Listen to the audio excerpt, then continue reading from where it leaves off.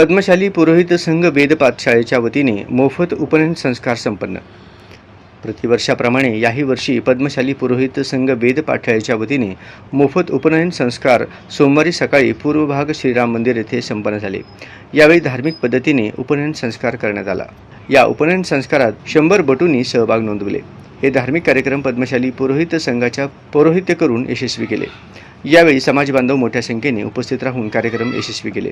स्वरांजली चॅनलशी बोलताना पुरोहित संघाचे विश्वस्त श्रीनिवास गाजुल पंतुलू म्हणाले, पद्मशाली पुरोहित संघ నట్నగర్ మనము ప్రతి సంవత్సరం ఉరకలాగా ఉంటే ఉపనయన సంస్కారం చేస్తాం। పురోహిత సంఘం తరపు అనేక రోజుల కాంచెలి ఉచితార్థంగా చేస్తాం ధర్మ కార్యం అని మనం ప్రతి సంవత్సరము ప్రతి గల్లీకి చేస్తాము। ఈసారి మనం రామ మందిరం చేసినాము, 100 మంది దాకా 100 మంది అయ్యారు।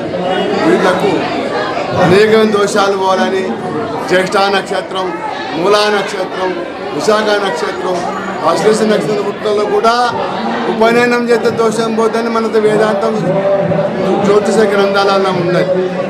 వాళ్ళకి ఉపనయనం చేసినా కానీ లగ్గాలు చేసుకోవచ్చు।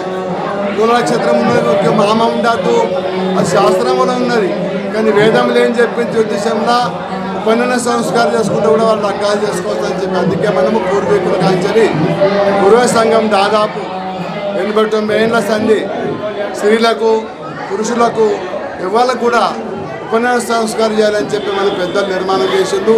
అందుకే మేము ప్రతి సంవత్సరము ప్రతి గది లోపల చేస్తాము। ఈ సంవత్సరం రామదేశం, పోయిన సంవత్సరం రామదేశం వెంటనే ప్రతి సంవత్సరం చేస్తాము। వాళ్ళకి ఆ భగవంతుడు మార్కండేశ్వరుడు ఆయురారోగ్య ఐశ్వర్యం ఇవ్వాలని మేము కోరుతున్నాము। ఇంతటితో వినండి। హరి ఓం తస్సత్।